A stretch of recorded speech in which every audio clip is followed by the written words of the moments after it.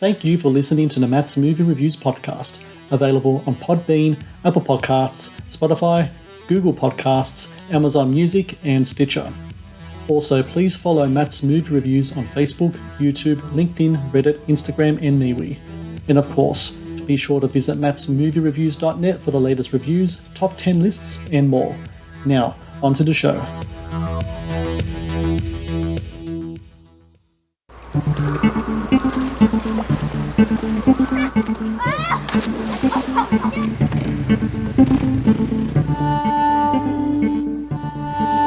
People don't want change, and they are very protective and territorial of what they've brought and how long they've been here. I don't think I was prepared for this. 8 of these 10 people I know. I have been clean for 13 years. I don't want anyone feeling the way I felt growing up.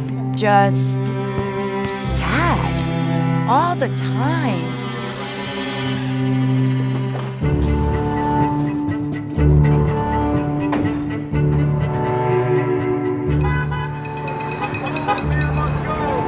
It's hundreds of refugees are coming. The mayor's going to leave us holding the bag for this refugee thing in the wrong way. I am not against the little drowning children in the river, but do we really want them to be heroin addicts next week?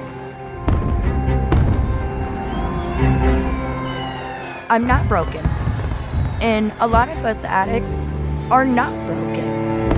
But I couldn't imagine packing up my family and leaving just to try to stay alive.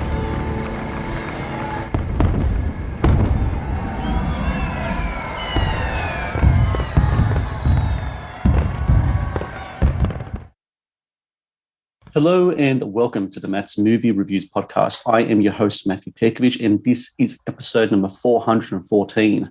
Available now in the US on World Channel and PBS is For the Love of Rutland, a documentary that takes viewers to Rutland, Vermont, a New England city reeling from the opioid epidemic.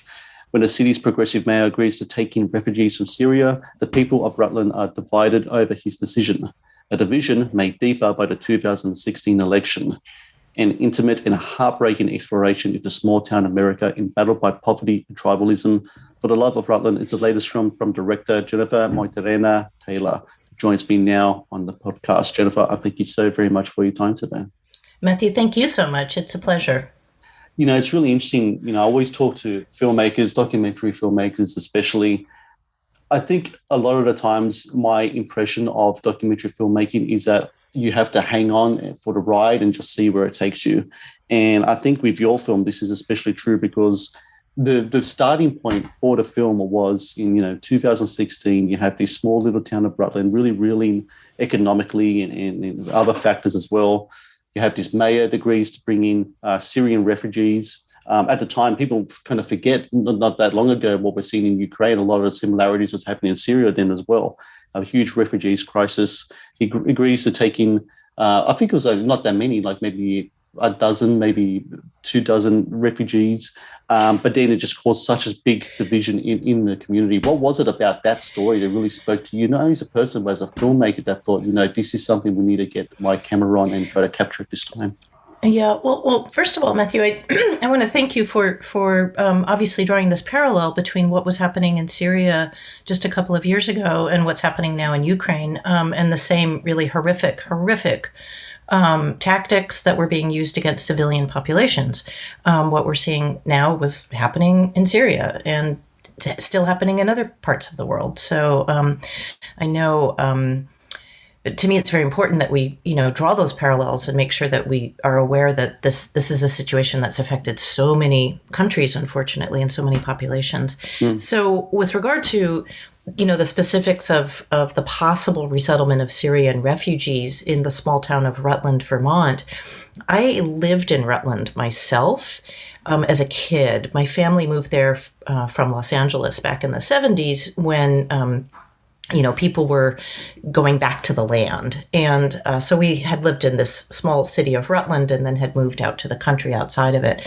And since we weren't from there, I always had this a little bit of an outsider sense that I was observing how life took place there. It was very different from what we had grown up with in Los Angeles and where my own family is from. So I think I was always aware of something interesting about small town life that tells us something about who we are as a larger society. And so I had wanted to make a film in Rutland for quite some time, but I couldn't find a catalyst that would feel organic and sort of non-exploitative. There was a very serious opioid crisis in the town that you do see in the film. And a few years ago, I had thought that might be a way to start telling a story about the larger dynamics in the town, but people were so fatigued with media coming in to do a little bit sensationalist coverage of the opioid crisis that even though I still had family in the area, I felt too much like an outsider and that it wouldn't be fair, and people just didn't want it. But when the refugee resettlement controversy erupted, that felt to me like, okay, that was maybe another story catalyst that would be a little bit less maybe painful for people. I think I was proven wrong in some respect because it still sparked so much controversy and division and sort of ripped the Band-Aid off again on some wounds that have never healed.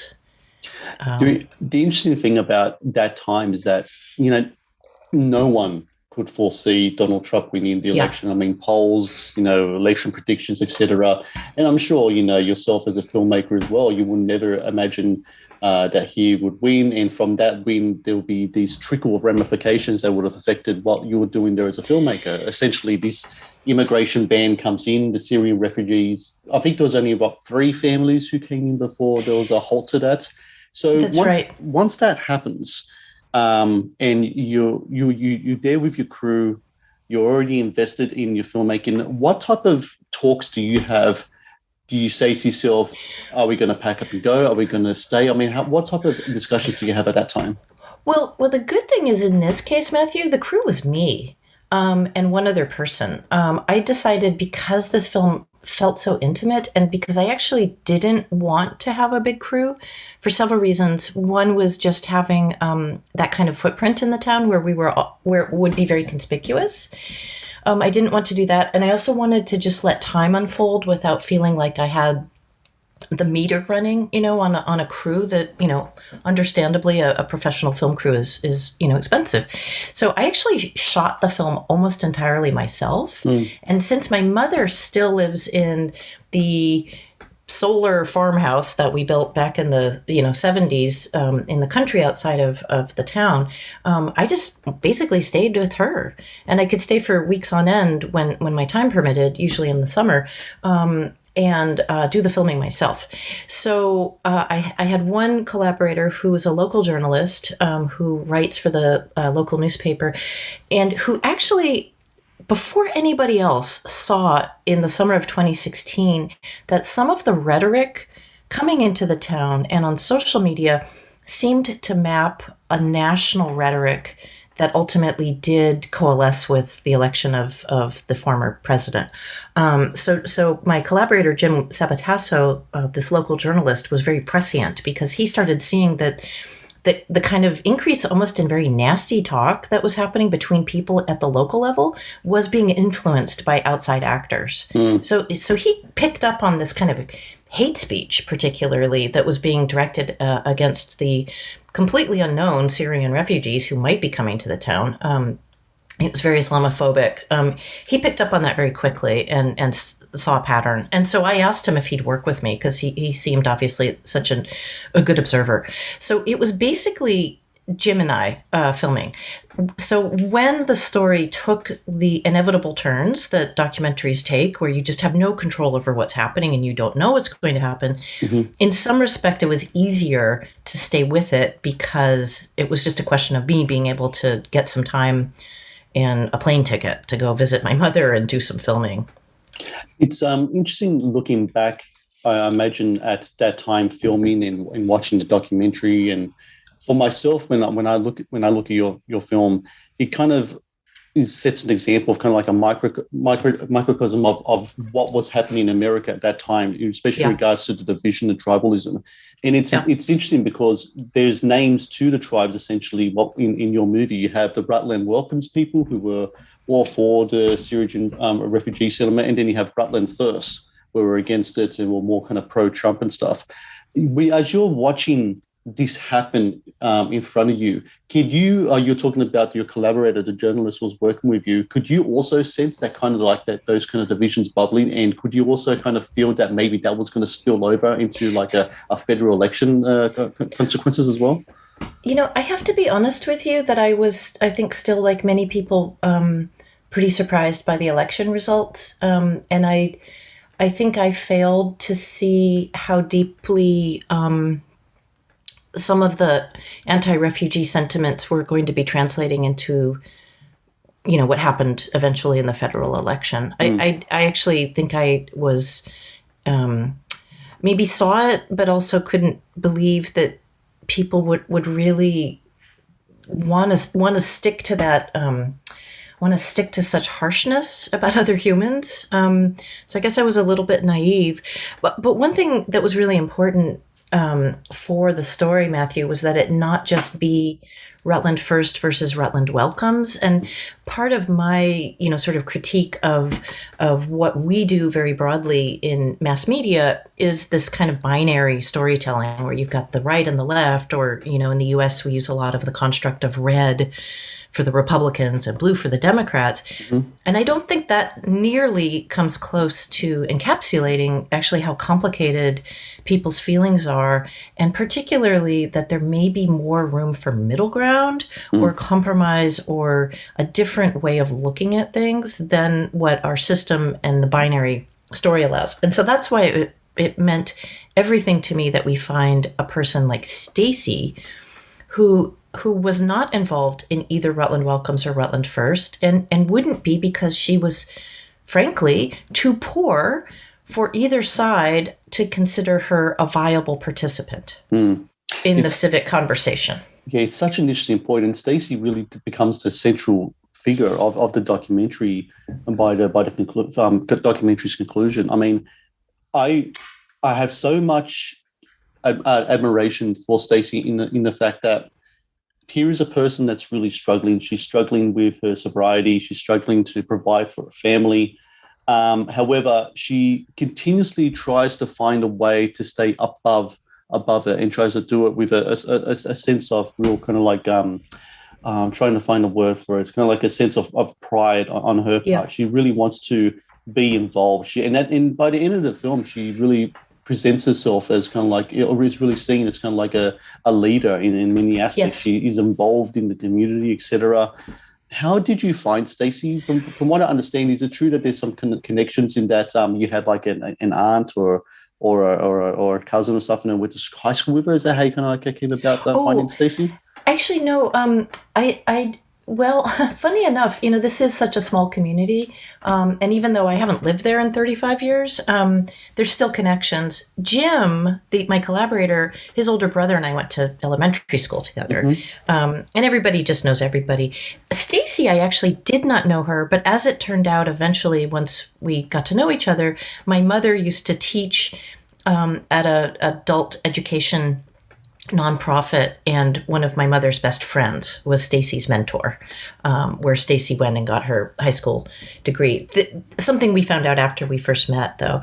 Stacey actually approached me. I was doing some research filming in the little park outside her house that becomes, sort of the site of a lot of activity. And she approached me when I was filming a research interview with a local nonprofit leader, and basically, I think just wanted to know what we were doing, and struck up a conversation. And this was during the summer when everything was of 2016, when everything was getting already very polarized and kind of nasty, actually, in the town, with the two sides really fighting each other. And she said, I don't know how I feel yet. I don't really know if I understand or support the idea that we can have Syrian refugees come when everyone in our town so many people are struggling, but I'm open to learning about it. And that's magic words, to anybody who's a documentary filmmaker or a teacher, which I also am, where somebody says, I'm open and I'd like to learn. That's the best thing you can hear if you're trying to make a film about, questions and controversy. The Matt's Movie Reviews podcast is brought to you by 80s Tees. 80s Tees is an online retailer of licensed t-shirts and pop culture gear from your favorite movies, TV shows, cartoons, video games, comic books, and musicians. Celebrate your inner 80s nerd and click on the link in the show notes below to get the raddest retro t-shirts delivered to your door. The Matt's Movie Reviews podcast is brought to you by Loot Crate. Founded in 2012, Loot Crate is the worldwide leader in fan subscription boxes. Loot Crate partners with industry leaders in entertainment, gaming, sports, and pop culture to deliver monthly themed crates, produce interactive experiences in digital content, and film original video productions. No matter what you geek out about, Loot Crate has a subscription box for you. To get your very own exclusive collectibles, apparel, and gear delivered to your door, be sure to click on the link in the show notes below. The Matt's Movie Reviews podcast is also brought to you by Vudu. Watch the latest movies and TV shows anytime, anywhere. No subscriptions, no contract. Enjoy stunning quality in up to 4K ultra high definition at home, and download and watch on your mobile device as well. To rent and buy from over 100,000 titles or watch thousands of movies free with Vudu Movies on us, be sure to click on the link in the show notes below. Now, back to the show.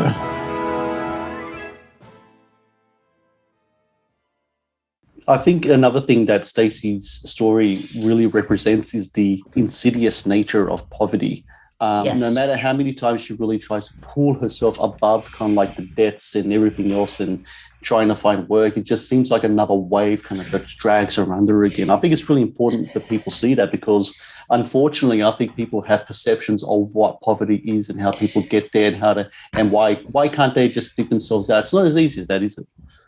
No, and that's exactly, Matthew. That was really ultimately the heart of what the story was for me, is what is it like to be vulnerable? What is it like to be marginalized? What is it like, to be in Stacey's situation where you're in a small town where people know each other and in many ways take care of each other, but you're still kind of the outsider. And, there's not a lot of, racial or ethnic diversity in that area. It's a very white community. And that was also part of the story, was how to, look at how a majority white community is dealing with change. And I think what happens is that, the human and societal urge to create hierarchy, if you have a majority white community, you'll still find someone to pick on, it can, in the same way often that majority white communities will really marginalize, folks of color.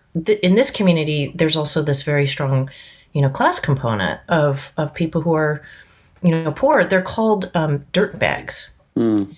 And, it's a kind of othering, that unfortunately human society seems to do. And in a certain sense, ultimately what you see in the film is that Stacey connects, I think, her own sense of how she's been displaced and kind of insulted and labeled with, to a certain extent, with people who have been labeled refugees, who are just as complex and rich as individuals, and full humans as she is, So a big part of the story for me was wanting to find somebody who wasn't easily identified on either ideological side, who hadn't taken a stance, and also who wasn't part of the middle class that tend to be the ones who really show up and speak out at meetings and community events, but rather someone who's felt like she's not allowed to have a place, even though this town is minuscule. It's very interesting that even though the presence of the refugees in both as kind of like this speculation as to who they are and what they will do to the community, and then when they get there, of course nothing changes, because a lot of times it's people's fears that's going to take over them, and the reality of the situation is that it's just people who just want to live somewhere safe and raise their kids and work, etc. However, they don't appear on the camera. What was the decision behind that? Well, a lot of it was respecting what they wanted to do. As if for anyone who gets to see the film, ultimately only 3 families were allowed to make it to the town before the former president and his administration, imposed a travel ban on people fleeing Syria and other majority Muslim countries. And just as an aside, Matthew, I happened to be actually going to Jordan on the very day that travel ban was put into place. And Jim and I went with a local radio reporter from Rutland to Jordan to film with Syrian refugees. And we thought we would incorporate some of the material we filmed there into the film, and then ultimately did not, because it felt too much of an aside, unfortunately. So we didn't film with the 3 families primarily because they just wanted to be left alone, and understandably were coming in with such deep trauma.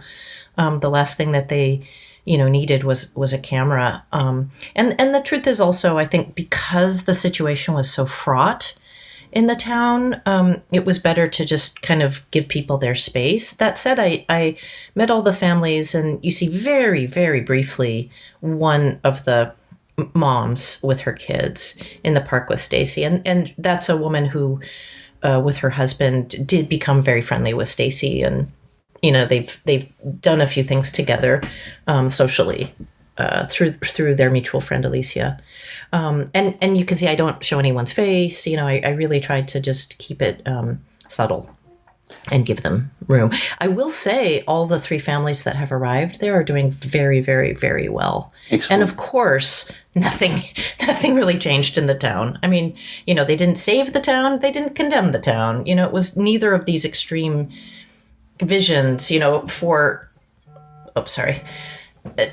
I'll just say, yeah, the 3 families are doing very well. And none of them, their presence just was like anyone else moves to a town. It didn't have the impact, I think, that either side anticipated. No, and it usually doesn't at all. I mean, myself coming from an immigrant family, I can attest to the fact that it comes down to the thing of all people want to do is just be able to live and work and raise their families. And I think that's what it comes down to a lot of people. And it's really sad still that we get the kind of like perceptions to overtake the realities, but it's a thing that's continuously going to happen.